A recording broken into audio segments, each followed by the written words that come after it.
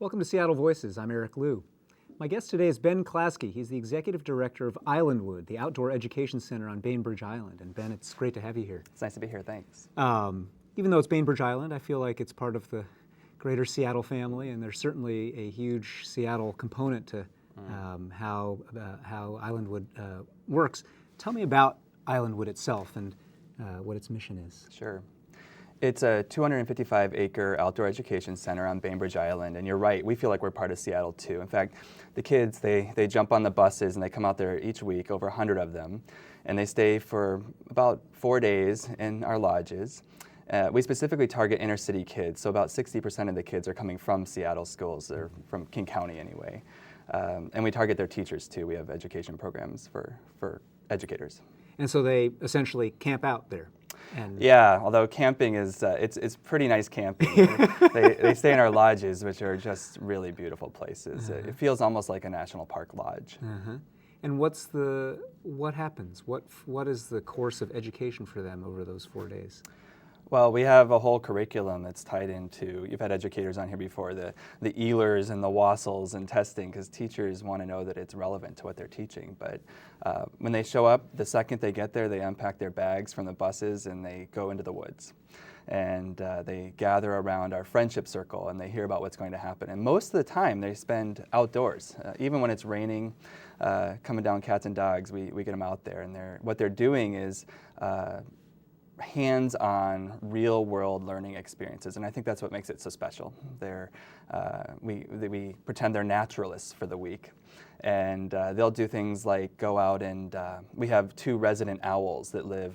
Owls mate for life and they're territorial, so they live on our premises, and we've banded a couple with with these bands that give off a signal. And the kids go out and they use telemetry to find them, and they'll take samples from our pond and look at them under microscopes, and they're doing scientific analysis and experiments. And what's the age range of the kids who are coming? 4th, 5th, and 6th grade primarily. What Islandwood is now how many years old? It's well, that's what's so hard to believe, is we're only 5 years old and we're already sold out. It's been quite a ride so far. When Debbie and Paul Brainerd helped conceive of Islandwood 5 or more than 5 years ago, right? Was the notion that there was, what like this existed in our community, if anything?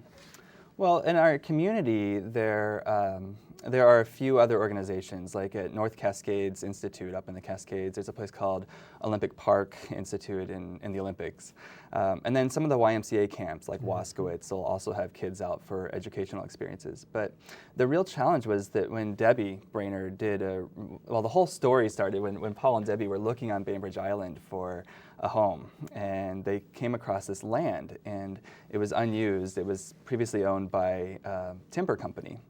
And Debbie and Paul were walking out there looking at it. They decided they didn't want this much land, but this deer jumped out of the woods, and it was like a vision for Debbie when she realized that the kids in the inner city just aren't having experiences like this. So she then spent a couple of years talking to teachers and to kids, hundreds of them. And when you're saying what's out there already, what she found out is that very few of the inner city schools had the resources or the ability to meet this mandate. It's actually mandated by the state that teachers teach outdoor education, but it's unfunded. So that's why Islandwood was created. And some of these other centers that I mentioned, they're great. We see them as our peers. Some of them are pretty far from Seattle, and if you spend a half day or more getting to them on each end of the trip, it ends up being a pretty short trip. Over the course of these 5 relatively short years, has there been dramatic evolution in the way that Islandwood has unfolded, or has it pretty much been quite according to the vision that was laid out back then? It's actually been pretty close to what the original vision was. We've definitely tweaked it and improved it constantly. And I'd say, though, the experiences that we had in that very first pilot year are very similar to the experiences the kids are getting now. We've beefed up the staff quite a bit. We've learned that, as I mentioned earlier, that we need to tie it in more to the curriculum that the schools are teaching, and so it's a little bit different, but pretty similar to the original vision. And so you have a team of staff who are working with the teachers who come along with their kids, and so your staff, are they What is their background generally? Are they educators, people who've been trained as educators? Are they people who'd been trained in environmental science and as naturalists, and who have a gift for coaching and teaching and mentoring? What's the mix of talents? Well, that's actually one thing that makes us quite unique. And there are only about 5 centers in the country that are like Islandwood in this aspect. We have 24 graduate students living on site, little cabins out in the woods. And there's this community that they live there. And it's a partnership with the University of Washington that we've developed. So they're on a 2-year program. The first year they live at Islandwood. The second year they live, or usually on the Seattle side, and go to UW. And they're getting their master's in education or a master's in science. And what that allows us to do is that our staff, they pay us, these grad students, because it's a graduate program. And so we've got 24 grads in the field. It allows us to have a 10-to-1 ratio, or if you include the chaperones and the teachers that come, it's a 5-to-1 ratio in the field. But what it also allows us to do is that we're able to hire the most incredible, experienced staff to work with the grad students. So we have 4 PhDs on staff right now. We've got about a dozen masters level that are teaching. I myself teach a class. I teach nonprofit management to the students. So they go through about 12 classes while they're there. To the graduate students? The graduate students, but then they're also in the field working with the kids. Right, interesting. So when you talked about peer institutions, you're talking about other similar type centers, but I'm wondering, I mean, something like Islandwood, which is doing this very unique approach to experiential learning, you have models, I would imagine, well outside the world of environmental or outdoor learning. What are some of the other kinds of models you look at or draw inspiration from that have nothing to do with this this mode of teaching? Well, our mission has 2 parts, and one part is to just have an excellent educational experiences. So we look at all sorts of places that we believe are doing excellent educational experiences, and even locally places like SAM, an art museum, but that is actually a great place to look for educational experiences that are really good. The Pacific Science Center, the zoo, the aquarium, and then outside of that, we even look at places like the Met or other centers that are in places like Teton or in the Smoky Mountains that might have very large populations coming to them. And some of them have been around for about 30 years, so we have a lot that we can learn from them. The other half of our mission is to inspire stewardship. And so we really hope that the kids and really all of our visitors are a little bit changed when they leave Islandwood. So we have a whole different set of groups that we're looking at for that. Some of those I already named. They're more the environmental groups like the zoo or the aquarium that help kids learn how to be stewards for their community and for the world around them.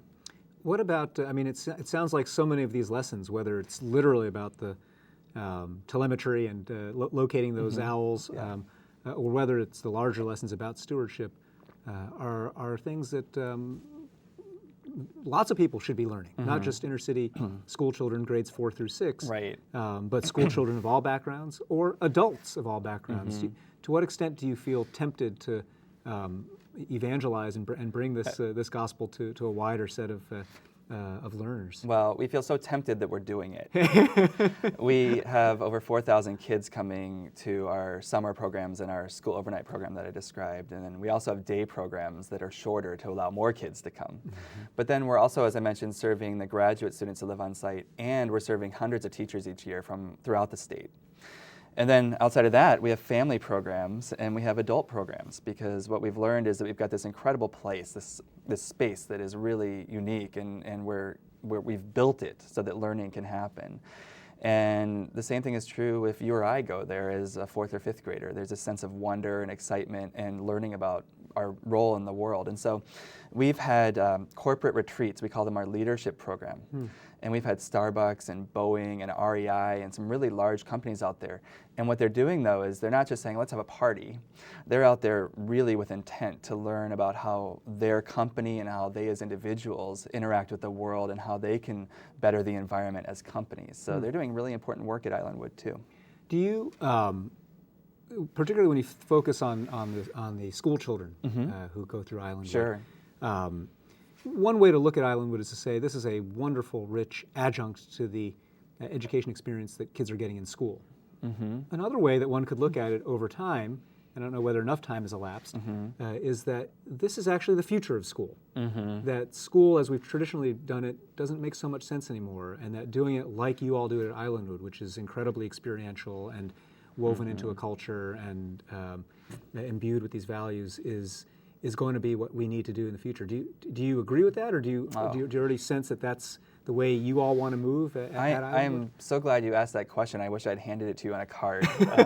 It is absolutely the way I think that I started out as a teacher myself. I taught in Louisiana, and I went there with a program called Teach for America. And here I was in this at the time, Louisiana was 49th out of 50 in the United States for education quality. And so I was teaching inner city kids, and I found that to motivate these kids, they were showing up I had a third grade classroom. They were showing up pre-kindergarten for math and for reading. And I found that really the way to motivate these kids was to make it real.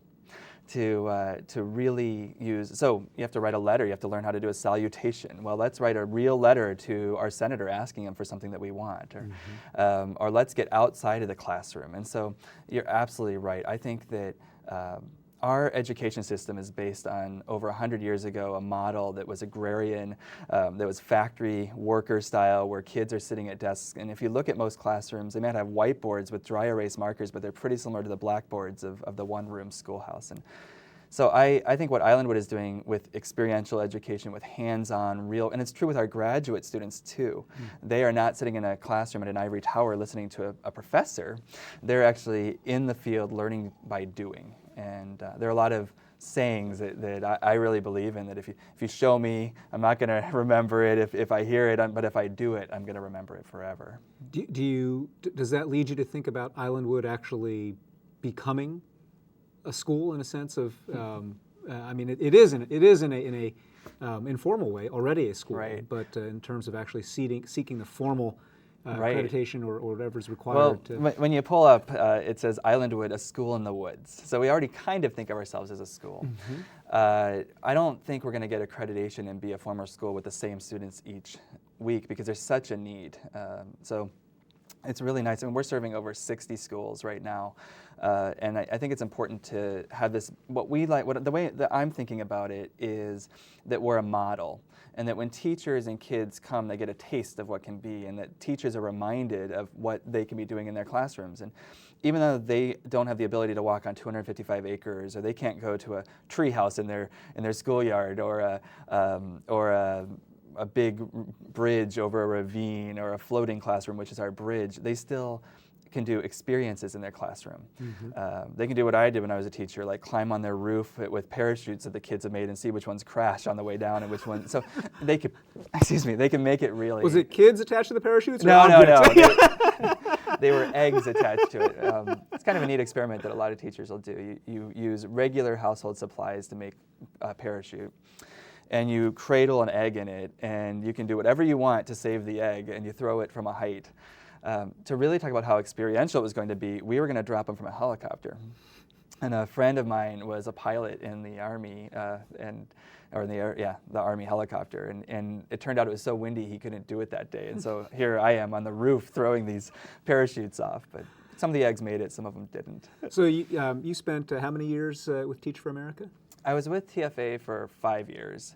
2 years in Louisiana teaching with the Corps, and then I went to New York and was on their national staff. Ended by being their development director, fundraising for them. And it was an interesting time, because it was, we used to say we were building the plane as we flew it. It was young. How did you get drawn to teaching in the first place? What was your path to TFA?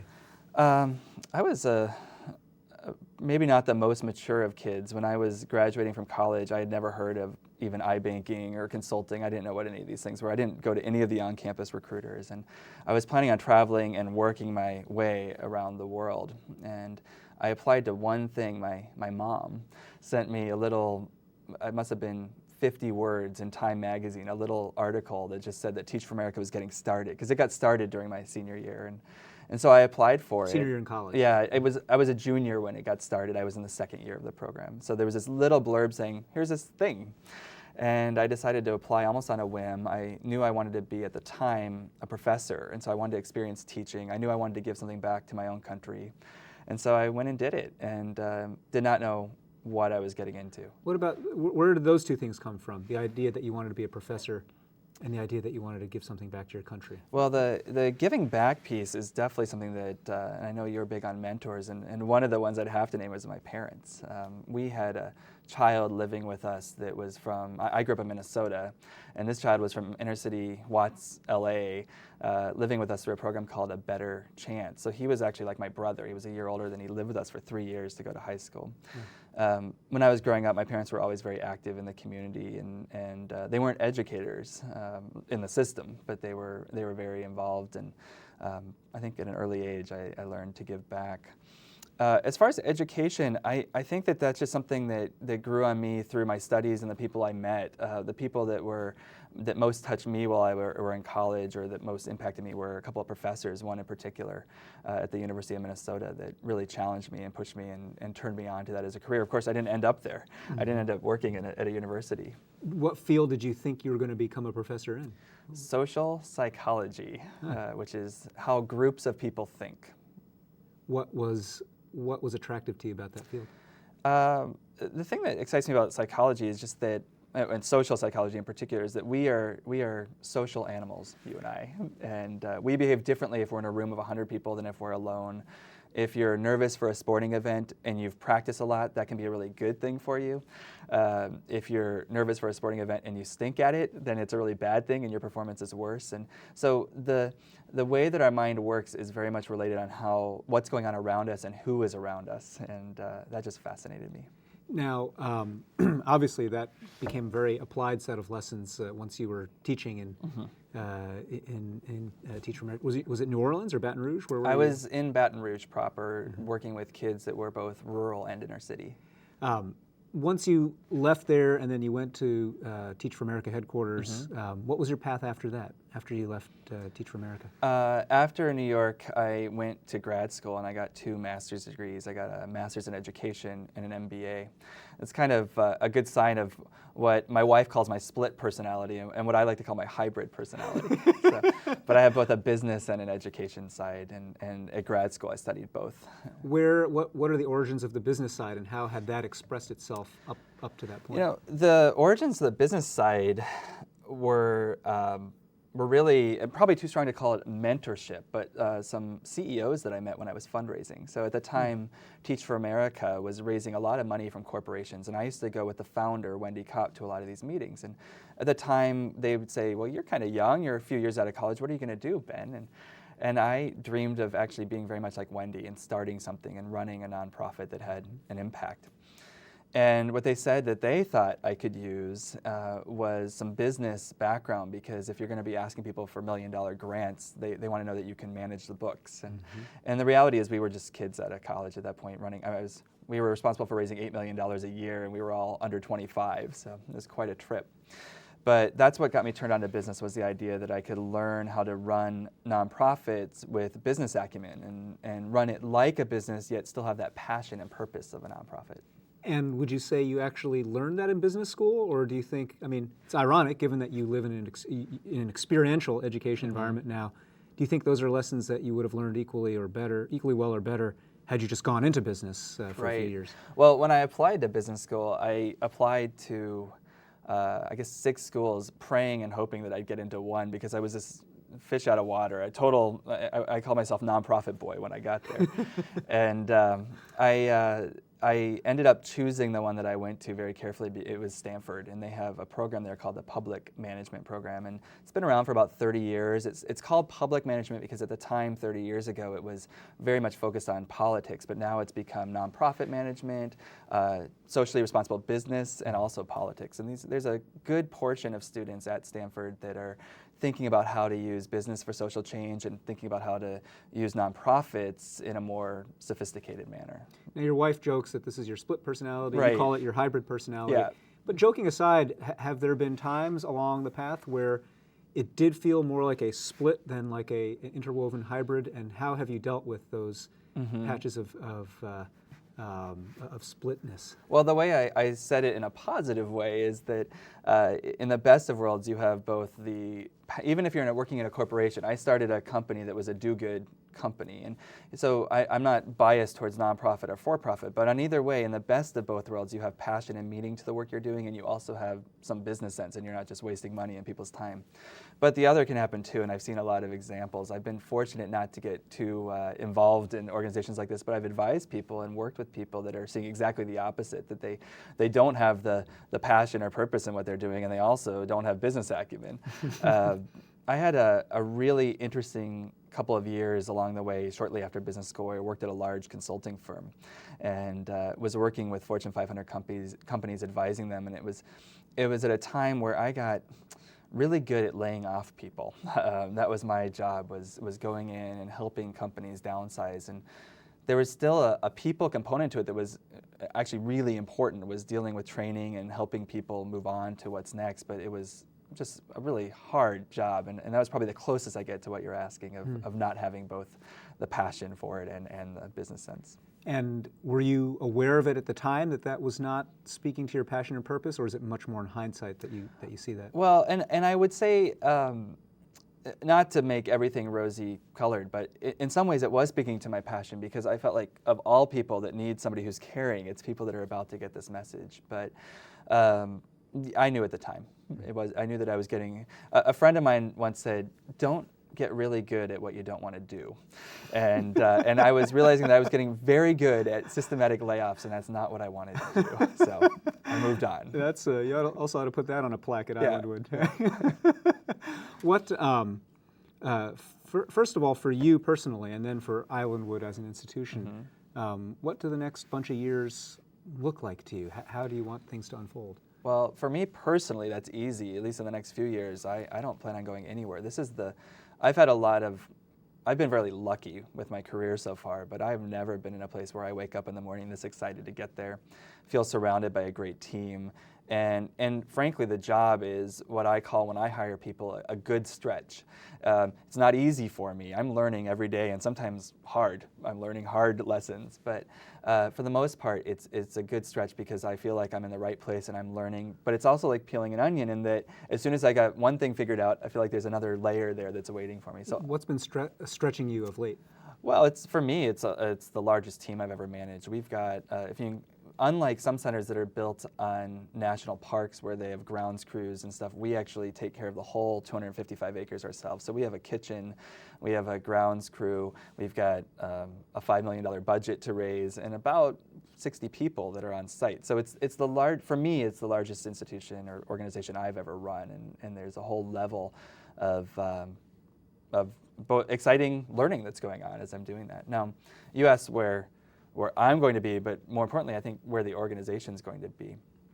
This is a really exciting time for Islandwood. As I said really early on in the interview, it's been like a rocket it's only been 5 years, and it's really, when you get there, it's hard to believe.